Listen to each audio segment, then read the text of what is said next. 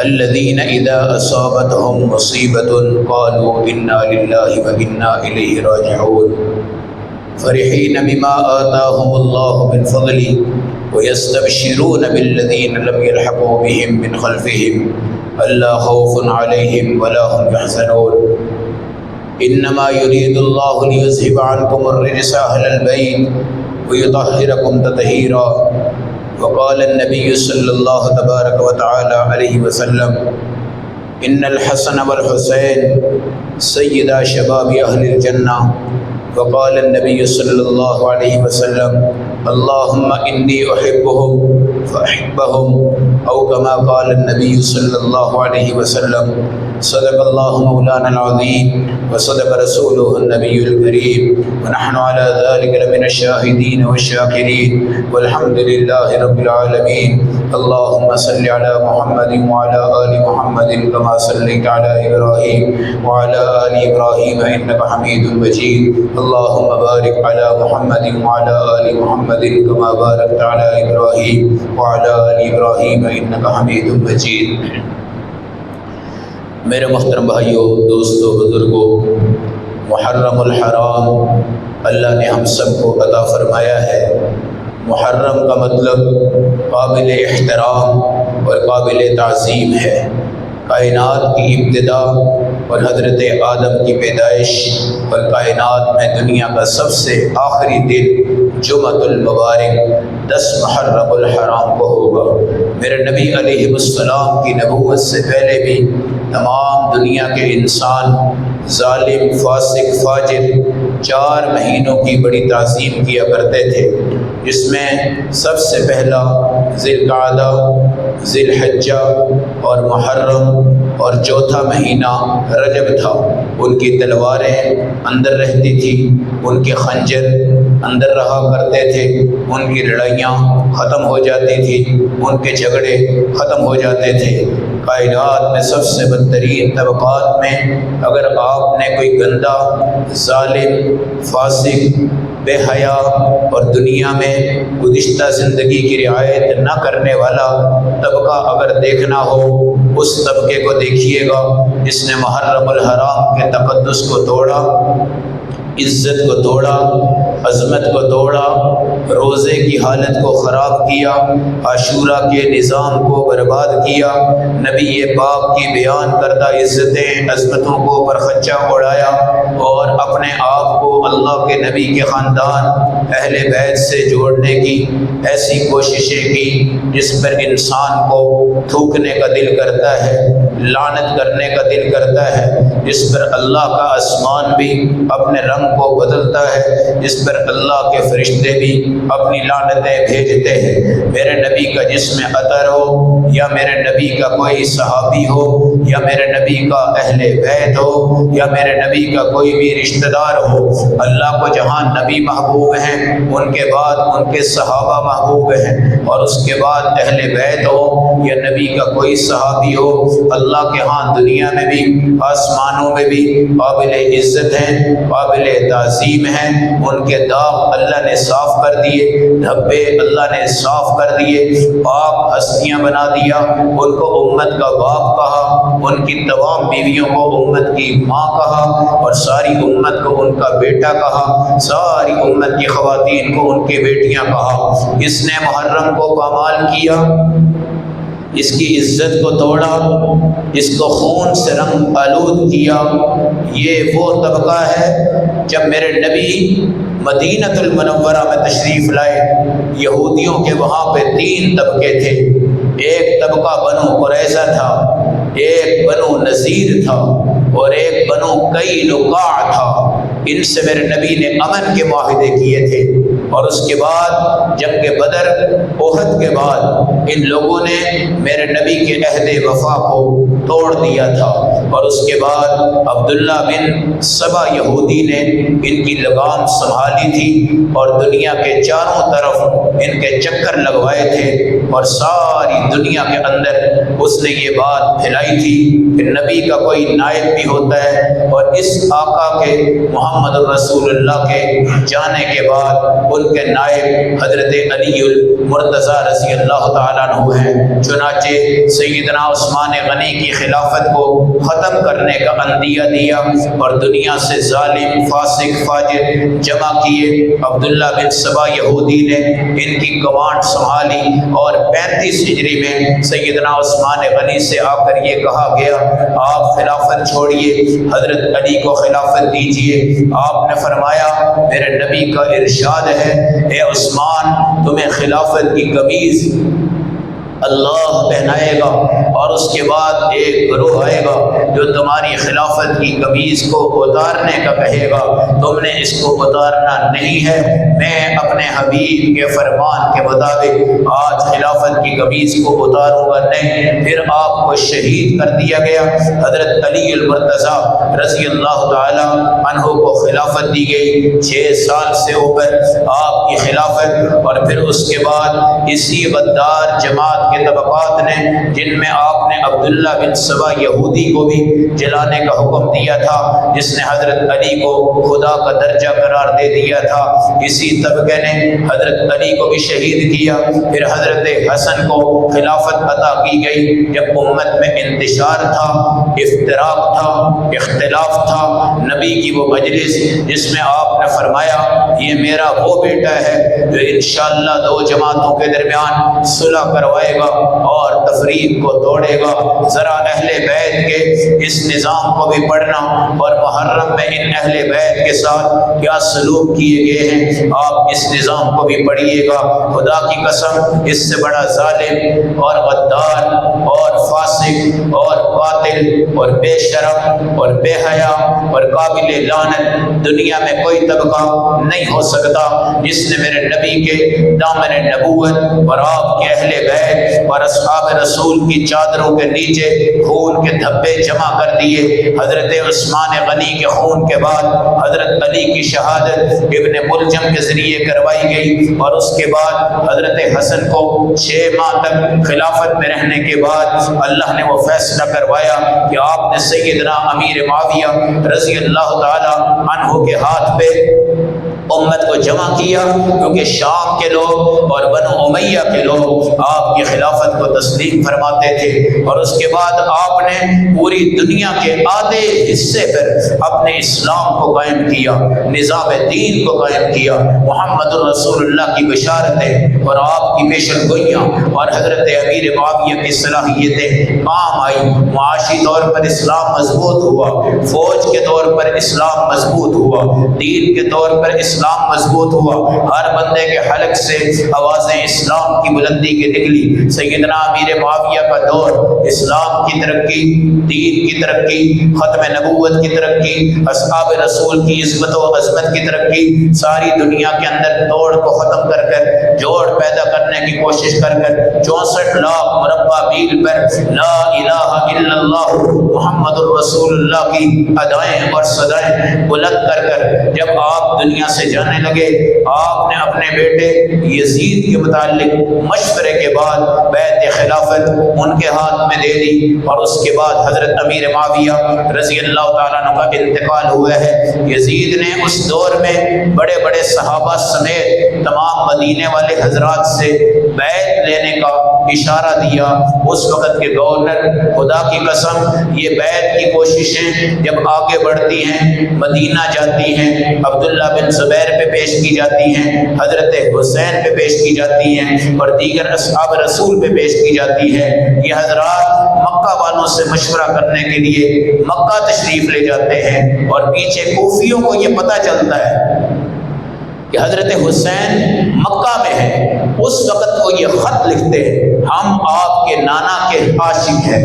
وہ ہمارے حبیب ہیں، وہ ہمارے رسول ہیں، وہ ہمارے آقا ہیں، ہمیں ان کے جسم سے پیار ہے، نبوت سے پیار ہے، ختم نبوت سے پیار ہے، آپ ان کی نشانی ہیں، آپ تو وہ بچے ہیں جب پیدا ہوئے تو آقا کا کھلونا بنتے ہیں، جب پیدا ہوئے تو آقا کی رونق بنتے ہیں، جن کی گود آقا علیہ السلام کے ساتھ مزین ہے، جن کا سر آقا علیہ السلام کے مشابہ ہے، جن کے رخسار پر، جن کے چہرے پر، جن کی گردنوں پر، جن کے پیٹ پر آقا کے بوسے ہیں۔ جب سیدہ فاطمہ کے پاک بطن اطہر سے یہ پیارے بچے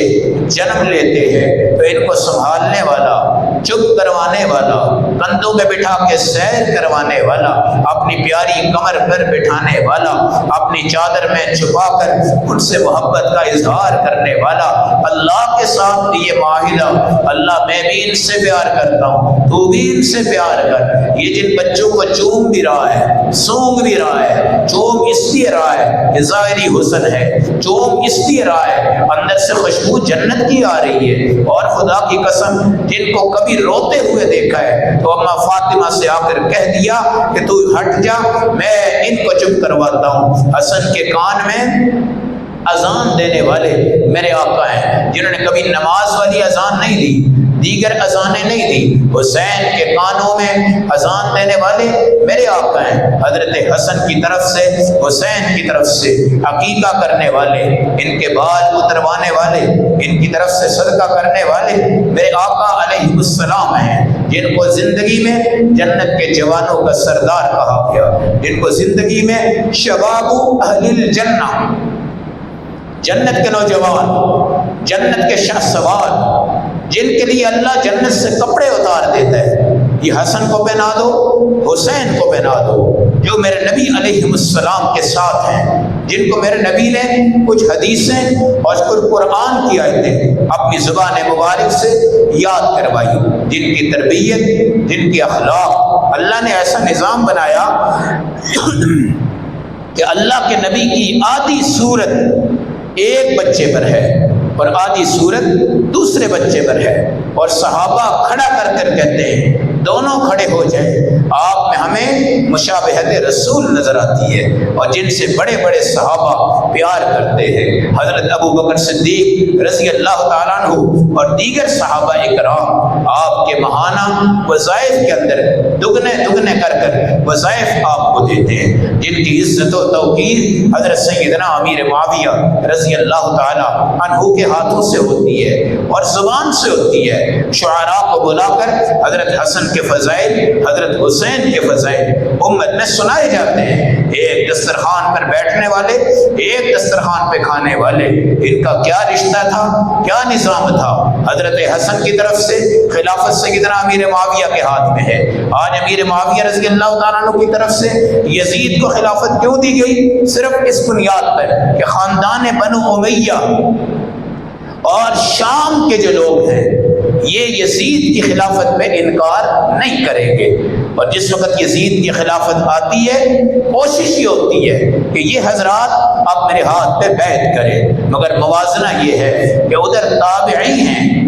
ادھر یزید کے سامنے حضرت حسین صحابی ہیں، عبداللہ بن زبیر صحابی ہیں، دیگر حضرات صحابی ہیں، ان کے یہ فیصلے ہیں کہ یزید کے ہاتھ میں بیعت نہیں کرنی، مگر کوفہ والوں نے 12,000 خط لکھ کر نبی کریم علیہ السلام کے اس نواسے کو یہ چیز یاد کروائی کہ ہم آپ کے گھر کے محب ہیں، ہم آپ کے خاندان سے پیار کرتے ہیں، ہمیں آپ چاہیے،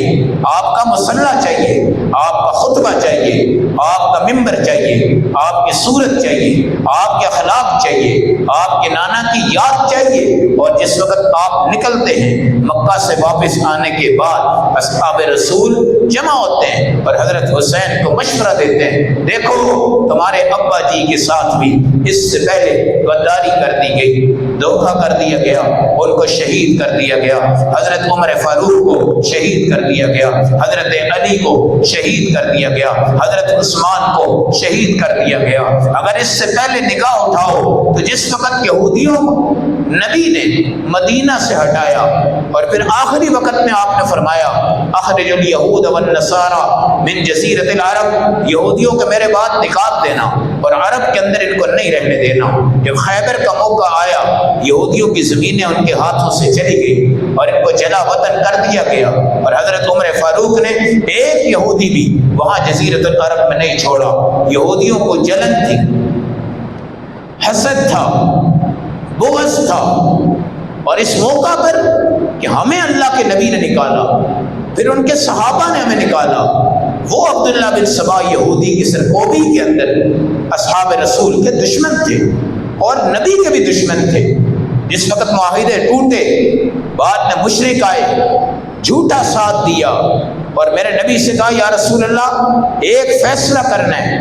آپ ہمارے ساتھ چلیے۔ میرے نبی کو مدینہ کے ایک مقام پہ لے گئے اور دیوار کے نیچے حضور کو بٹھایا۔ اوپر سے یہودی آپ کے اوپر پتھر گرانے لگے، تو فرشتوں نے آ کر بتایا یا رسول اللہ یہ آپ کو مارنے لگے، آپ یہاں سے ہٹ جائیے۔ یہ یہودی تو میرے نبی صلی اللہ علیہ وسلم کے ساتھ بھی یہی معاملہ فرما رہے تھے۔ پھر خیبر کی جنگ کے موقع پہ ایک عورت نے بکری کے گوشت میں زہر ملا کے میرے نبی کو دیا تھا، اور اللہ نے وحی کے ذریعے آپ کو بتایا کہ اس میں زہر ہے، پھر بھی اس کا اثر بیچ میں رہا، اور آپ کی وقت وفات پر وہ زہر کا اثر جاگا بھی تھا۔ یہ دشمن صرف حسین کے نہیں ہے، حضور صلی اللہ علیہ وسلم کا بھی دشمن، حضرت عمر فاروق کا بھی دشمن، حضرت عثمان غنی کا بھی دشمن،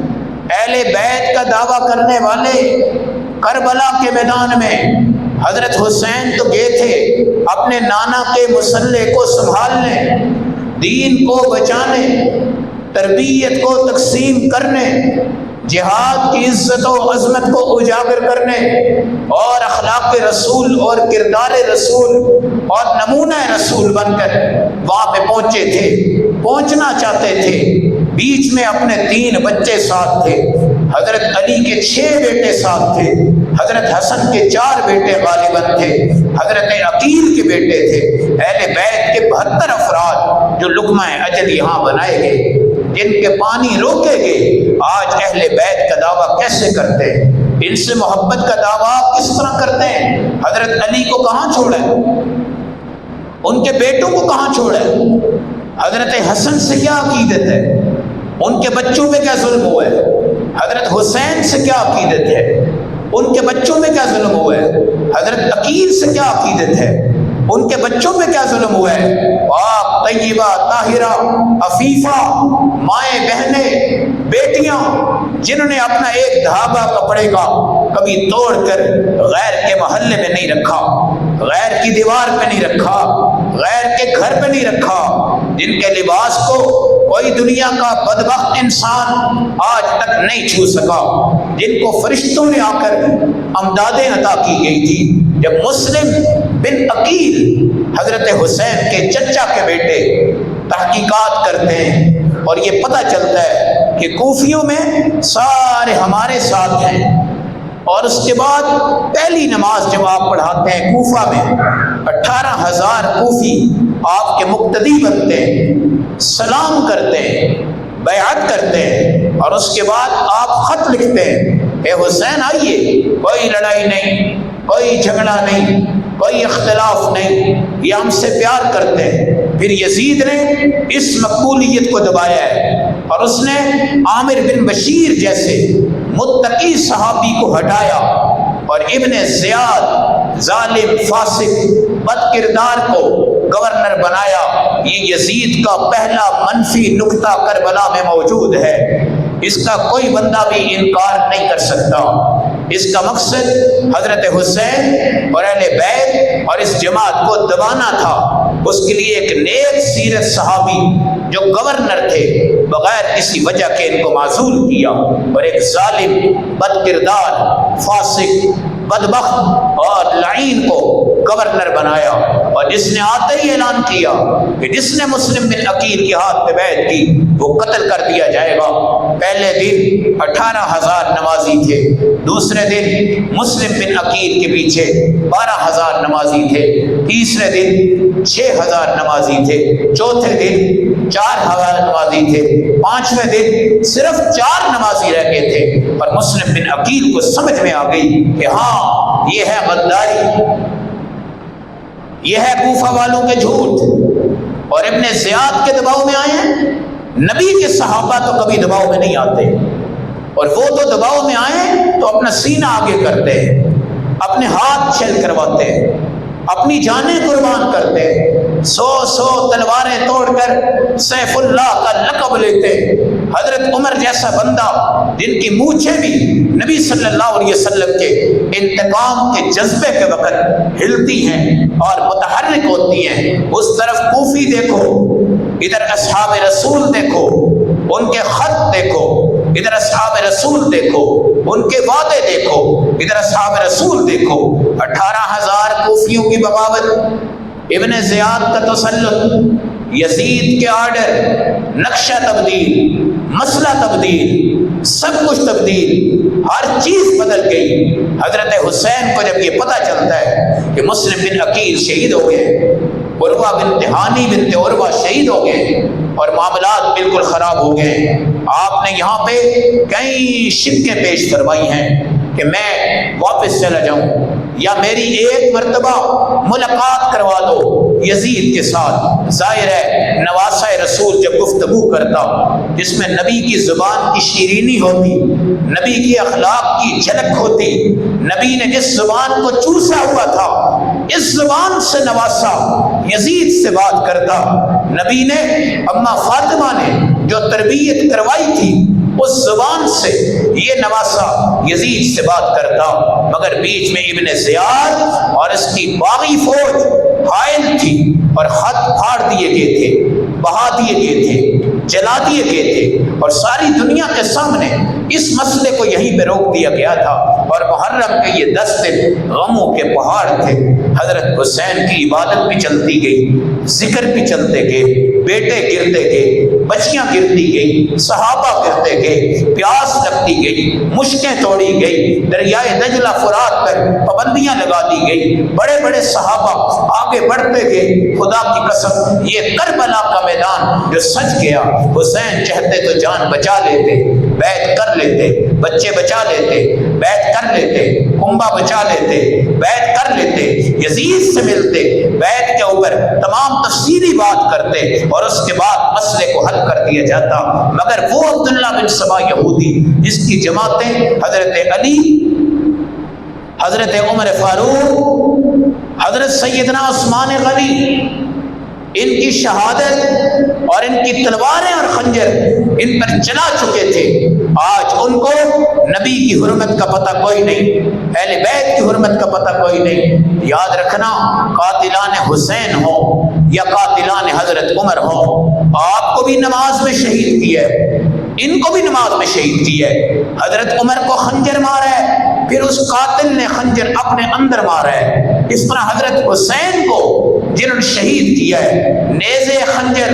تلواریں، سب چیزوں کا استعمال کیا ہے، وہ آج تک قیامت تک اپنے اندر خنجر مارتے ہیں۔ وہ حضرت عمر کے قاتل بھی کوفی ہیں اور یہ بھی کوفی ہیں، اور اس کا مرکز ایران ہے، اور یہ کسرا ہے، اور یہ رافضیت ہے جس نے اصحاب رسول کی بات، اصحاب رسول کے کام، اصحاب رسول کی عزت، اصحاب رسول کی ناموس پر جو اٹیک کیے، آج الٹا رونا، الٹا دھونا، یہ سزائیں اللہ کی طرف سے بھی اور اس کے نبی کی طرف سے بھی اور پوری کائنات کی طرف سے بھی۔ محرم الحرام کو حضرت آدم نے اس کی حرمت کو خراب نہیں کیا، محرم الحرام کی حرمت خدا کی قسم حضرت موسیٰ اور فرعون کے دور میں بھی پامال نہیں کی گئی تھی۔ محرم الحرام کی حرمت حضرت نوح کے دور میں جن نے اپنی امت پہ بڑی بد دعا بھی فرما دی تھی، ان کے دور کے اندر بھی محرم الحرام کی عزت و حرمت کبھی خراب نہیں ہوئی، اور محرم الحرام کی جو تمام حرمتیں ہیں، حضرت ادریس ہوں، حضرت ابراہیم ہوں، حضرت اسماعیل ہوں، حضرت یونس ہوں، حضرت یوسف ہوں، حضرت زکریا ہوں، حضرت یحییٰ ہوں، جن کو آرو سے چیرا گیا ہے اور درختوں میں دبا کر ان کو شہید کیا گیا ہے، ان حضرات نے محرم الحرام کی عزت کو، حرمت کو کبھی نہیں گرایا، کبھی نہیں توڑا۔ ان 4 مہینوں کا تقدس رہا، ان 4 مہینوں کی عزت رہی، ان 4 مہینوں کا نظام رہا۔ وفد عبد القیس جس کا بڑا آدمی اشج عبد القیس تھا، میرے نبی کے دربار میں وہ آیا تھا اور اس نے کہا تھا یا رسول اللہ، ہمارے پاس 8 مہینے وہ ہیں جن میں یہ قبیلہ مضر ہمیں روک دیتا ہے 4 مہینوں میں ہم آپ کے پاس آ سکتے ہیں۔ وہ 4 مہینے ذی القعدہ ہے، ذی الحجہ ہے اور محرم ہے اور رجب ہے۔ ان 4 مہینوں کے علاوہ ہم آپ کے دربار میں نہیں آ سکتے۔ اب سوچنا یہ ہے کہ محرم میں کائنات کی ابتدا ہے، محرم میں کائنات کی انتہا ہے۔ پہلی امت پر روزہ عاشورہ کا فرض تھا، وہ اس لیے بھی رکھتے تھے کہ حضرت موسیٰ کو فرعون کے ظلم سے خدا نے اور ان کی امت کو نجات عطا فرمائی، اس نجات کی خوشی میں آگے بڑھتے تھے۔ حضرت یونس علیہ السلام کو مچھلی کے پیٹ کے اندھیروں میں رکھ کر اللہ نے عاشورے کے دن باہر نکال کر ایک شکر کا موقع عطا فرمایا تھا۔ حضرت نوح علیہ السلام اپنی امت سے تنگ آ کر جب کشتی میں سوار ہوئے ہیں، جودی پہاڑ پر ان کی کشتی کو وہاں پہ لگا کر نجات عطا فرمائی تھی۔ اسی طرح حضرت ابراہیم علیہ السلام کی آگ کو گلزار کیا گیا تھا اور میرے نبی علیہ السلام کے دین میں اللہ نے محرم الحرام کی وجہ سے بڑی عظمتیں عطا فرمائی تھی، اور اللہ کے رسول نے فرمایا تھا یہ محرم کائنات کی ابتدا سے قابل عزت ہے۔ حضرت حسین کی شہادت نے اس کو اور چمک عطا فرمائی ہے اور حضرت عمر کی شہادت نے اس کو اور چمک عطا فرمائی ہے۔ 18 ذی الحجہ ہو، سیدنا عثمان غنی کی شہادت اسلامی سال کے آخر کو چمکاتا ہے، اور حضرت عمر، حضرت حسین ان کی شہادت محرم الحرام کو چمکاتی ہے۔ شہادت جنت ہے، شہادت اللہ کی خوشی ہے، شہادت اللہ کی رضا ہے، شہادت حوروں کی پسند ہے، شہادت فرشتوں کی پسند ہے، شہادت فردوس کی پسند ہے، شہادت دین کی پسند ہے، شہادت نبیوں کی پسند ہے، شہادت نبی کی تمنا ہے، شہادت فرشتوں کی دعائیں ہیں، شہادت سمندر کی مچھلیوں کی دعائیں ہیں، شہادت پوری کائنات کے درختوں کا فخر ہے، شہادت آسمان کا فخر ہے۔ واہ حسین کب بنے گا جب شہادت کو مانو، واہ حسین کب بنے گا جب شہادت پہ صبر کرو، واہ حسین کب بنے گا جب شہادت پہ آپ خوش ہو جائیں، واہ حسین کب بنے گا جب اس نواسے پہ فخر کریں، واہ حسین کب بنے گا جب اہل بیت کی شہادت نظر آئے، واہ حسین کب بنے گا جب پانی نہیں ملا، کچھ بھی نہیں ملا، انہوں نے صبر کے ساتھ استقامت کے ساتھ اپنی نماز نہیں چھوڑی، ایک سجدہ کیا ہے، دوسرے سجدے سے پہلے ان بد کرداروں نے آپ کو شہید کر دیا ہے، اور یہ دوسرا سجدہ حشر کے میدان میں یہ شہید اپنی پیشانی سے کر کر اپنے نانا کا فخر بنے گا۔ اور یہ رافضی، یہ کوفی، یہ عبداللہ بن سبا، یہ اس کی جماعت، بنو نذیر، بنو قریظہ، بنو قینقاع اور یہ تمام طبقے جب زنجیروں میں باندھ کر لائے جائیں گے اور میرے آقا کو بتایا جائے گا جن ہونٹوں پہ آپ نے بوسہ دیا ہے اس پر نیزہ لگا ہے، میرے آقا کو بتایا جائے گا جس رخسار پہ آپ نے بوسہ دیا ہے اس پہ نیزہ لگا ہے، میرے آقا کو بتایا جائے گا علی اکبر پیاس کی حالت میں حضرت حسین کے سامنے گرے ہیں مگر سمجھوتا نہیں کیا گیا، جس رفتار میں بتایا جائے گا حضرت علی کے 6 بیٹے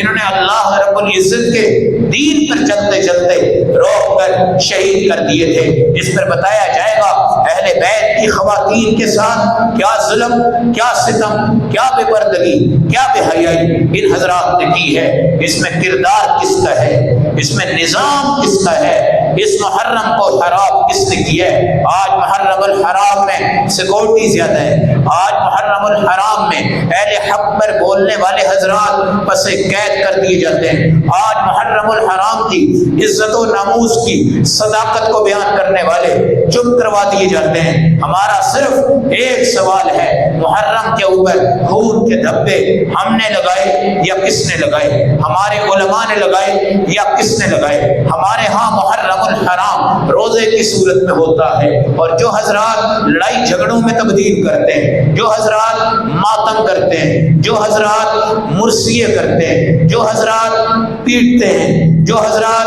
ہائے ہائے کرتے ہیں، ہمارے علماء کو دیکھو، ہمارے طلباء کو دیکھو، پرامن پاکستان، پرامن محرم، پرامن نظام۔ ہمیں تو ان شہداء کے بدلے فخر ہے، ہمیں تو ان شہداء کے بدلے میں اللہ کے نبی کی عزت و ناموس کی ترقی نظر آتی ہے، ہمیں تو ان شہداء کے بدلے میں خدا کی قسم ساری دنیا کا فخر نظر آتا ہے۔ اب محرم الحرام میں ہم نے شہادت حسین کو ہائے نہیں کہنا، اہل بیت کی شہادت کو ہائے نہیں کہنا۔ اہل بیت صحابہ سے ہیں، صحابہ اہل بیت سے ہیں، اہل بیت صحابہ کا جز ہے، جز میں صحابہ اہل بیت کا جز ہے۔ اہل بیت کی بچیاں صحابہ میں ہیں، صحابہ کی بچیاں اہل بیت میں ہیں۔ نبی کریم صلی اللہ علیہ وسلم کے ہاں سیدہ حفصہ رضی اللہ تعالی عنہا موجود ہے، حضرت عمر کے ہاں سیدنا علی المرتضیٰ کی بیٹی موجود ہے۔ جب ان کے جسم ملے ہوئے ہیں، جب ان کے رشتے ملے ہوئے ہیں، جب ان کی زبانیں ملی ہوئی ہیں، جب ان کے کردار ملے ہوئے ہیں، جب ان کے اتفاق ملے ہوئے ہیں، جب ان کے اتحاد ملے ہوئے ہیں، آج دنیا نے دو لفظ شروع کر دیے، اہل بیت صحابہ۔ یا تو وہ اہل بیت کی فضیلت میں اتنا آگے بڑھ گئے کہ باقی صحابہ کو اپنے تیروں کا نشانہ بنا رہے ہیں، اتنی معصوم، اتنی با حفاظت، با کردار، با ایمان اور با اسلام وہ جماعت ہے جس کو اللہ نے بدر میں دیکھا ہے تو فرشتے اتارے، احد میں دیکھا ہے فرشتے اتارے، جن میں ایک گمنام آدمی سلیمان فارسی خندق میں خندقیں کھدوانے کا انجینئر ہے اور مشورہ دیتا ہے، اور اس کی بنیاد پر خندق کا معرکہ خدا ہمارے ہاتھوں میں فتح کروا دیتا ہے۔ اور غزوہ خندق ہمارا شعار ہے، ہماری عزت و عظمت ہے۔ آج بھی مدینہ میں جاؤ، خندقیں کھدی پڑی ہیں، اس کا مشیر، اس کا وزیر، خندق کی بات کرنے والا، خندق کے مشورے دینے والا، خندق کی رائے دینے والا، جس کی رائے پہ میرے آقا چلے، اس نے کہا تھا یا رسول اللہ صلی اللہ علیہ وسلم مجھے خندق کھودنے دیجئے، مجھے بتائیے میں انصار میں جا کے خندق کھودوں کہ مہاجرین میں جا کے خندق کھودوں؟ نبی نے فرمایا جہاں مرضی جاؤ۔ انصاریوں نے کہا ہم خود کھودیں گے، سلیمان کو نہیں لیں گے۔ مہاجرین نے کہا ہم خود کھودیں گے، سلیمان کو نہیں لیں گے۔ نبی پاک نے حضرت سلیمان فارسی کے ہاتھ پکڑے، ہاتھ پکڑنے کے بعد اپنے برابر میں کھڑا کیا اور یہ جواب سنو، سلیمان منی ومن اہل البیت، سلیمان کو انصار نے نہیں لیا، مہاجرین نے نہیں لیا، محمد الرسول اللہ وجہ کائنات، امام الانبیاء، جنہوں نے جانوروں کو اپنا گرویدہ بنایا، درختوں کو اپنا گرویدہ بنایا، پہاڑوں کو اپنا گرویدہ بنایا، ساری دنیا کی مخلوقات کو اپنا گرویدہ بنایا۔ آج سلیمان فارس کے اس خاندان کا سرخیل حضرت سلیمان فارسی کا ہاتھ پکڑ کر آپ نے بلند فرما کر یہ فرمایا تھا سلیمان منی ومن اہل البیت، یہ بھی میرا ہے، میرے اہل بیت کا ہے۔ آج کس کتاب میں لکھا ہوا ہے کہ سلیمان اہل بیت ہیں؟ میرے نبی کی زوج ہیں ام سلمہ، بعض روایتوں میں سیدہ عائشہ رضی اللہ تعالیٰ عنہ، جب انما یرید اللہ لیذھب عنکم الرجس اہل البیت آئی، اس وقت ان آبیہ نے، ازواج مطہرات نے پوچھا یا رسول اللہ فاطمہ کو لیا، حسن کو لیا، حسین کو لیا اور حضرت علی کو لیا اور ان کو اپنی چادر میں بٹھایا ہے، ان کو آپ نے اہل بیت میں شمار کر دیا ہے، ہمارا کیا بنے گا؟ ہم اہل بیت ہیں یا نہیں؟ ہم اہل بیت ہیں یا نہیں؟ نبی صلی اللہ علیہ وسلم نے کیا فرمایا؟ فرمایا کہ تو انت من اہل البیت، تو پہلے ہی اہل بیت میں سے ہے، تو ہے ہی اہل بیت، تجھے تو اہل بیت قرآن نے کہا ہے، تجھے تو اہل بیت خدا نے کہا ہے، تجھے تو اہل بیت اللہ کی سند میں کہا گیا ہے۔ ازواج بھی اہل بیت ہیں، صحابہ میں اہل بیت ہیں، سلمان فارسی اہل بیت ہے۔ یہ جو 4 اہل بیت آپ نے اپنے پردے میں چھپائے تھے اور فرمایا یہ میرے اہل بیت ہیں، یہ حدیث سے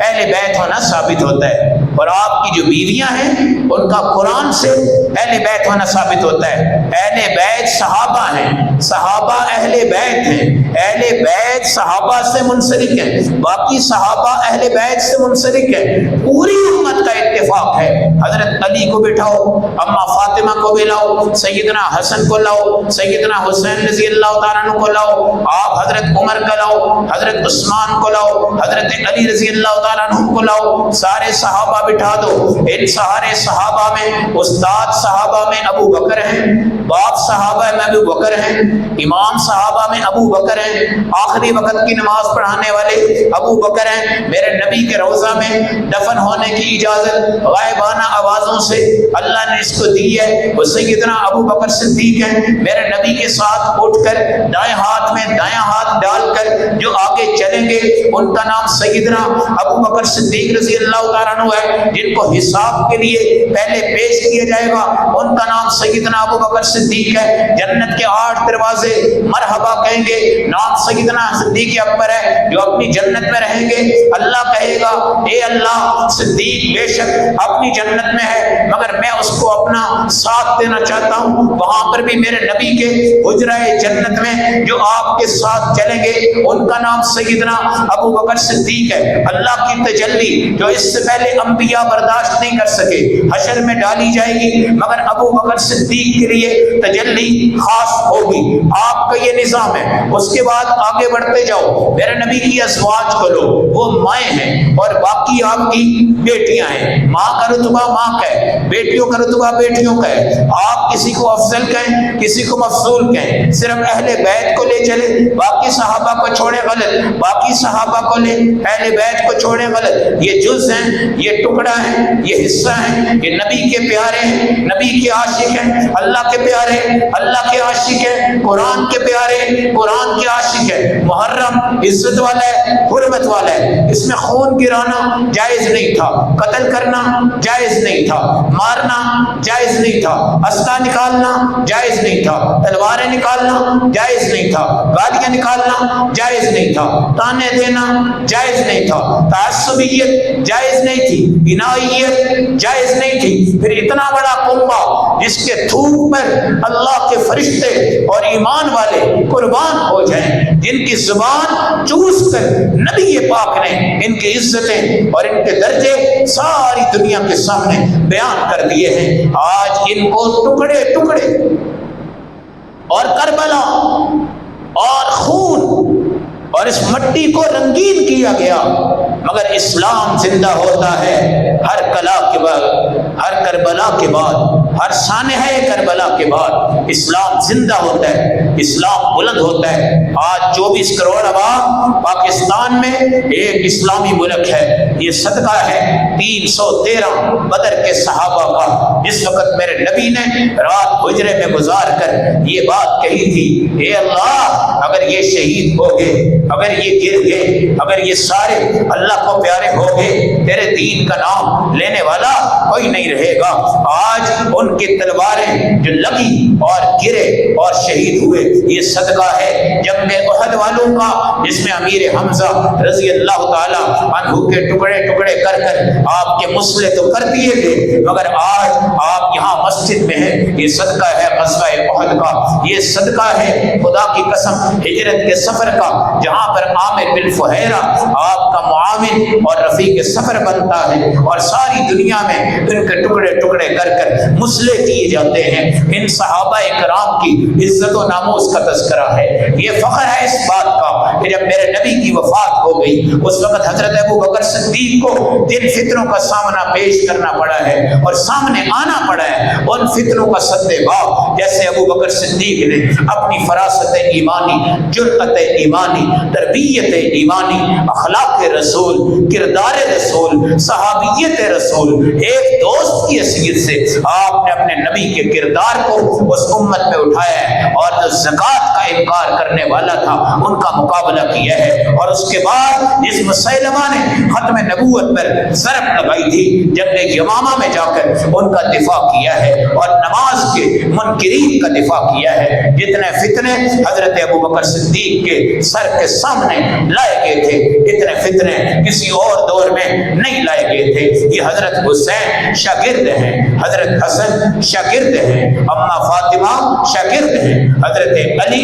شاگرد ہیں، اہل بیت شاگرد ہیں، ابو بکر استاذ ہیں، عمر استاد ہیں، عثمان استاذ ہیں، علی استاذ ہیں۔ پھر شہادت دکھائی گئی اور بتائی گئی، اور حضرت حسین نے وہ سبق پڑھا تھا۔ پھر اب 40 دن حضرت عثمان غنی کا محاصرہ ہوا، اور 40 دن کے بعد یہی عبداللہ بن سبا یہودی کی فوج نے آ کر حضرت عثمان سے خلافت کی قمیض اتارنے کا کہا، اور حضرت عثمان نے جان دے دی، مگر مدینہ میں تلوار نہیں چلنے دی، مدینہ میں خون نہیں گرنے دیا، مدینہ میں گالی نہیں لکھ لی، مدینہ میں لڑائی نہیں ہوئی، مدینہ میں سمجھوتا نہیں ہوا، مدینہ میں بکے نہیں، مدینہ میں فروخت نہیں ہوئے، مدینہ میں اپنی جان کیسے بچائی؟ خدا کی قسم اللہ کے نام پہ قربان ہوئے۔ حضرت عثمان کو پتا تھا کہ میرے پاس دولت ہے، حضرت عثمان کو پتا تھا میں ایک مالدار آدمی ہوں، حضرت عثمان کو پتا تھا میری بڑی بڑی پراپرٹی ہیں، حضرت عثمان کو پتا تھا میری بڑی بڑی جاگیریں۔ حضرت عثمان صرف یہ کر دیتے کہ خلافت چھوڑ دو، آپ نے خلافت نہیں چھوڑی۔ پتا تھا اگر اس پلاٹ میں واپس گیا کل دنیا سے چلا جاؤں گا، اللہ کے ہاں میں ناکام ہو جاؤں گا۔ آج میں اپنی جائیداد، اپنی زراعت، اپنی تجارت، جس عثمان نے 100 اونٹ دیے تھے تمہیں مشکل وقت میں، جس عثمان نے تمہیں بیر روما عطا کیا تھا مشکل وقت میں، جس عثمان نے سیدنا علی المرتضیٰ کی شادی کی کر دی تھی مشکل وقت میں، جس عثمان نے میرے نبی صلی اللہ علیہ وسلم کو کبھی کافروں کے سامنے ہاتھ نہیں پھیلانے دیا، ہر جنگ و جدل میں حضرت عثمان کی دولت ہمارا فخر ہے، عزت فخر ہے، ساری چیزیں فخر ہے۔ آپ ابو بکر رضی اللہ تعالیٰ عنہ کو نیچے کیسے لا سکتے ہو؟ حضرت عمر کا درجہ نیچے کیسے کر سکتے ہو؟ حضرت عثمان غنی کا درجہ نیچے کیسے کر سکتے ہو؟ یہ متفقہ جملہ ہے، اہل بیت پر بھی ہم قربان، باقی اصحاب پر بھی ہم قربان۔ اہل بیت جنت کے شہزادے ہیں، ابو بکر بھی جنت کے شاہ سوار اور شہزادے ہیں، اہل بیت فردوس کے مالک ہیں۔ حضرت ابو بکر نبی کی وسیلہ والی جنت میں رہنے والے ہیں، اہل بیت حوض کوثر پیئیں گے، حضرت ابو بکر صدیق پلوائیں گے۔ وہ ایک رشتہ ہے، وہ ایک عہدہ ہے، وہ ایک نظام ہے۔ صحابہ ایک لڑی ہے، 100 تسبیح کے دانے ہیں، خبردار اس تسبیح کے دھاگے کو ٹچ کرنا یا اس کو تم توڑنا۔ اگر ایک مرغی جو ہوتی ہے نا اپنے بچے دیتی ہے اور اس کے قریب کوئی سانپ آئے تو کبھی اس مرغی کی دہشت دیکھنا۔ ایک بلی جس کو تم نے 10 سال دودھ پلایا ہو اگر وہ بچہ دے دے اور تم اس کے قریب جاؤ وہ تم پر اعتماد کبھی بھی نہیں کرتی، کبھی بھی نہیں کرتی۔ ایک بطخ اپنے بچے دیتی ہے، تم اس کے قریب چلے جاؤ وہ تمہارے اوپر کبھی اعتماد نہیں کرتی۔ اس بلی کا چہرہ دیکھ لینا، اس مرغی کا چہرہ دیکھ لینا، اس بطخ کا چہرہ دیکھ لینا۔ ایک کتا اور کتیا ملاپ کرتے، 5-7 بچے جب پیدا ہوتے ہیں شروع کے دنوں میں تم ان بچوں کی طرف محبت سے بھی جاؤ، روٹی بھی لے کر جاؤ، وہ کتیا تمہارے اوپر میرے اوپر اعتماد نہیں کرتی، کبھی نہیں کرتی۔ دور سے روٹی پکڑ لے گی، بچوں کو کھلا دے گی مگر تمہیں آگے نہیں بڑھنے دے گی۔ اور یہ تو جانوروں کا نظام ہے، یہ تو مرغیوں کا نظام ہے۔ وہ اصحاب رسول جو دامن سے چمٹے سب سے زیادہ میرے نبی سے بغل گیر ہونے والا، سب سے زیادہ ہاتھ ملانے والا، سب سے زیادہ میرے نبی سے ملاقات کرنے والا، سب سے زیادہ میرے نبی سے مشورہ کرنے والا، سب سے پہلا میرا نبی سے پڑھنے والا، سب سے پہلے سب سے زیادہ نمازوں کی تعلیم سیکھنے والا، سب سے زیادہ جہاد کی تربیت سیکھنے والا، سب سے زیادہ جان مال فدا کرنے والا، سب سے زیادہ محمد رسول اللہ کا قریب تر صحابی، اول میں، آخر میں، درمیان میں، اوپر میں، نیچے میں، آگے میں، پیچھے میں، پہلی صدی میں 1447 سال تک حضرت ابو بکر ہیں، ابو بکر ہیں، ابو بکر ہیں۔ اس درجے کو کوئی بندہ ضرب نہیں لگا سکتا اہل بیت کی محبت کی آڑ میں۔ اہل بیت سے عقیدت کیوں نہیں رکھتے؟ کون نہیں رکھتا؟ ہماری کتابیں پڑھو، ہمارے بزرگوں کی حیات الصحابہ پڑھ لو، حضرت تھانوی کی تصانیف پڑھ لو، ہمارے علماء دیوبند ان کی کتابیں پڑھ لو، البدایہ والنہایہ پڑھ لو، تمام چیزیں پڑھ لو۔ ہمارے علماء ہر قلم، ہر تحریر، ہر تقریر، ہر تشہیر، ہر تصنیف، ہر تنصیف میں ساری دنیا کے موجودہ علماء سے آگے تمہیں نظر آئیں گے۔ اگر تم نے اشعار پڑھنے ختم نبوت کے حوالے سے، اصحاب رسول کے حوالے سے، جہاں علامہ اقبال کے اشعار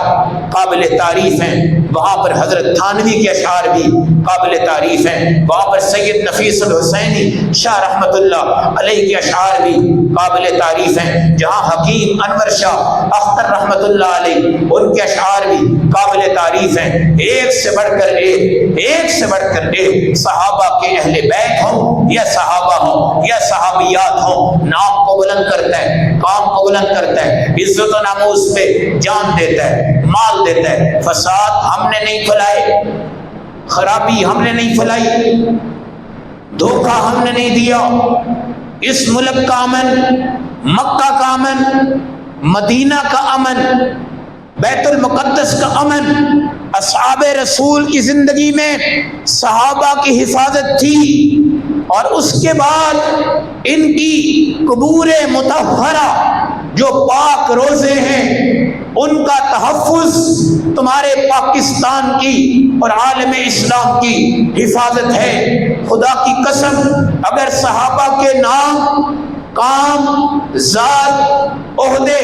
ترقی پر تم نے کوئی بات کی تو میرے مقابلے کی نہیں، صرف اللہ ان کو کافی ہے۔ حسبک اللہ ومن اتبعک من المؤمنین، آپ کو بھی اللہ کافی ہے اور ایمان والوں کو بھی اللہ کافی ہے۔ بتاؤ لڑائی ہے کہاں پہ؟ جھگڑا ہے کہاں پہ؟ ہمارا یہ مطالبہ ہے کہ سیدنا امیر معاویہ رضی اللہ تعالیٰ عنہ کی گستاخی سوشل میڈیا پہ بند کرو۔ جس کتاب میں گستاخی ہے اس کتاب کو بند کرو۔ سیدنا ابو بکر صدیق کی جہاں پر گستاخی ہے اس کو بند کرو۔ سیدنا عمر کی جہاں پہ گستاخی ہے اس کو بند کرو۔ سیدنا عثمان کی جہاں پہ گستاخی ہے اس کو بند کرو۔ کوئی لڑکی، کوئی عورت دوپٹے اتار کر ہمارے اصحاب رسول کی عزت و ناموس کو کیا بیان کرے گی؟ یہی ہمارا اختلاف ہے، یہی ہمارا موقف ہے، یہی ہمارے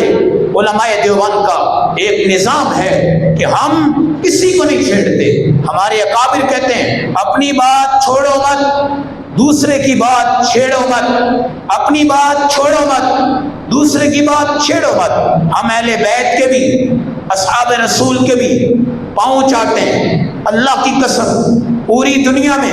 ہمیں تھوک مل جائے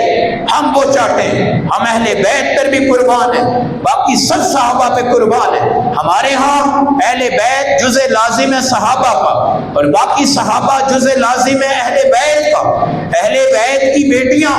دیگر صحابہ کے گھر میں ہیں اور ان کی بیٹیاں اہل بیت کے گھر میں ہیں۔ یہ دو لفظ تمہارے پاکستان عالم اسلام کا فتنہ ہے۔ اما عائشہ رضی اللہ تعالیٰ عنہ کی گستاخی تحریری، تقریری میڈیا پر، سوشل میڈیا پر بند کی جائے۔ حضرت امیر معاویہ کی گستاخی بند کی جائے۔ حضرت ابو ہریرہ کی گستاخی بند کی جائے، نبی کریم کے دیگر صحابہ حضرت عمر فاروق، حضرت عثمان غنی، ان کی گستاخی بند کی جائے، ورنہ دنیا کے جس کنارے پہ تم ان صحابہ کی گستاخی کرو گے وہاں بندہ بعد میں پہنچے گا، جانور پہلے تم سے انتقام لے گا۔ یہ فساد ہے، یہ ہے لڑائی جو ساری دنیا کے اندر آج محرم کو پامال کر رہی ہے۔ جو تم نے کرنا ہے چار دیواری میں جاؤ، ہمیں کوئی اختلاف نہیں ہے، تم جانو تمہارا رب جانے، لیکن باہر آؤ گے تو حق لاؤ، باہر آؤ گے اصحاب رسول کا چرچا کرو، باہر آؤ گے حضرت ابو بکر صدیق کو امام مانو، باہر آؤ گے حضرت عمر کو امام مانو، باہر آؤ گے حضرت عثمان کو امام مانو۔ اور یہ جوانوں کے اوپر بھی اس وقت فرض لازم ہے کہ آپ اپنے گھر میں، اپنے سکول میں، اپنے کالجز میں، اپنی یونیورسٹیوں میں ان صحابہ کی، جن کا سوشل میڈیا پہ ایک بورڈ بن کے بیٹھتا ہے، اور خدا کی قسم دل پھٹ جائے تو پھٹ جائے، کبھی پھٹ بھی جائے گا، یہ پھٹ بھی جائے گا، یہ نہیں برداشت کرتا اللہ والوں کو کہ وہ صحابہ کرام کی گستاخی کے دیکھیں۔ اب دو بندے دونوں اگر عالم ہیں، بے شک باطل ہیں، فساد ہیں، سوشل میڈیا پہ وہ صحابہ کرام کی تنزلی اور ترقی کی بات کیوں کرتے ہیں؟ عروج اور زوال کی بات کیوں کرتے ہیں؟ جنت اور جہنم کی بات کیوں کرتے ہیں؟ ہمارا حرف اول سب صحابہ ہیں، سب جنتی ہیں، سب پیارے ہیں، سب بے داغ ہیں، سب بے داغ ہیں، کوئی ایک بھی داغدار نہیں ہے، اس لیے کہ تمہارا دھوبی داغ چھوڑ سکتا ہے، لیکن جب میرا اللہ ان کو سرٹیفکیٹ صفائی عطا کرتا ہے تو میرا اللہ ان پہ کوئی داغ نہیں چھوڑ سکتا۔ اتنے داغ تو آج تک نہیں لگے جتنے داغ صحابہ پہ اب لگائے جائیں۔ اور یزید کے معاملات اور اس پر بحث ہے، امیر معاویہ کے معاملات اس پہ بحث ہے، یہ تمہارا کام نہیں ہے، یہ ہمارا کام ہے، علماء کا کام ہے، دین پڑھنے والوں کا ہے، تحریر پڑھنے والوں کا ہے، تقریر پڑھنے والوں کا ہے۔ تو امت فساد سے ہٹے، محرم پر امن بنے، بالکل آپ سواری پر پابندی لگائیں، بہت اچھی بات ہے، پاکستان کے سیکورٹی تحفظ،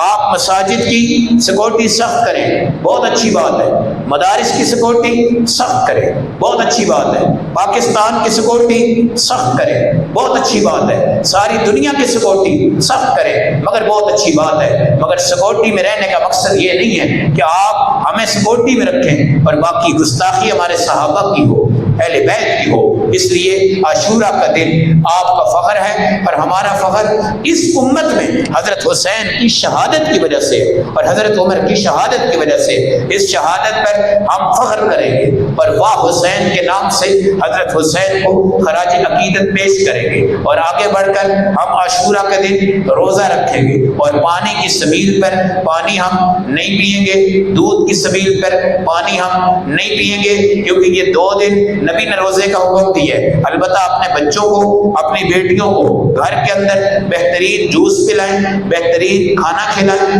بہترین چیزیں جو آپ کے بچے مانگیں وہ ان کو عطا کریں، اگلے سال تک اللہ آپ کے رزق میں انشاءاللہ برکتیں ضرور عطا فرمائے گا۔ یہ عاشورہ کے تقدسات ہیں، یہ عاشورہ کی تفریضات ہیں۔ عاشورہ کا روزہ رکھیں، ساتھ 9 کا روزہ رکھیں، تاکہ یہودیوں کا روزہ الگ ہو جائے، ہمارا روزہ الگ ہو جائے۔ اگر آپ نے 9 کا نہیں رکھا، 10 کا رکھ لیں، 11 کا رکھ لیں، تاکہ ہماری یہودیوں سے مشابہت پیدا نہ ہو جائے، اور اس دن اپنے اصحاب رسول کی شہادت پہ فخر کریں، صحابہ کی زندگی کا مطالعہ کریں، صحابہ سے بچوں کو متعارف کروائیں۔ آپ اہل بیت اور صحابہ میں دوری پیدا کرتے ہیں۔ اگر آپ پڑھنا چاہتے ہیں حضرت علی کے بیٹوں کے نام دیکھیں، انہوں نے اپنے بچوں کے نام ابو بکر، عمر اور عثمان کے نام پہ رکھے تھے۔ آپ دیکھیں حضرت حسن نے اپنے بچوں کے نام ابو بکر اور عثمان کے نام پہ رکھے تھے۔ آپ دیکھیں حضرت عقیل نے اپنے بچوں کے نام ابو بکر و عمر کے نام پہ رکھے تھے۔ جب ان کی محبت ہے، اتفاق ہے، دین کو بچایا ہے۔ کربلا ایک میدان تھا، جس نے کیا میرے اللہ نے دیکھا ہوا ہے، عدالت اللہ لگائیں گے، فیصلہ اللہ کریں گے، لیکن ہمیں اس شہادت کو سمجھ کر اس پر فخر کرنا ہے، اور ہم ملک میں کوئی فساد، کوئی لڑائی، کوئی جھگڑا نہ کرنا چاہتے ہیں، نہ ہمارے اکابر کی سوچ ہے، نہ علماء دیوبند کی 200 سالہ تحریک میں الحمدللہ کوئی ایسا موقع پیش آیا ہے کہ باہر نکلو، مار کرو، دہاڑ کرو، بلڈنگ توڑو، گاڑیاں توڑو، بچوں کو مارو، نہیں، کچھ نہیں، کچھ نہیں۔ پاکستان اللہ سلامت رکھے، عالم اسلام اللہ سلامت رکھے، اصحاب رسول اللہ ان کے چرچا کے ساتھ ہمارے پاکستان کو مضبوطی کے ساتھ پائے امن تک پہنچا دے۔ ہماری درخواست ہے ساری دنیا میں سیکورٹی اداروں سے آپ ساری چیزیں دیواروں میں ڈال دیں، باہر کی سڑکیں، گلیاں، ہر چیز کو ایسے کھلا چھوڑ دیں، انشاءاللہ امن ہے، تھا اور امن رہے گا۔ اللہ ہم سب کو عمل کی توفیق دے، سمجھ کی توفیق دے۔ وآخر دعوانا الحمدللہ رب العالمین۔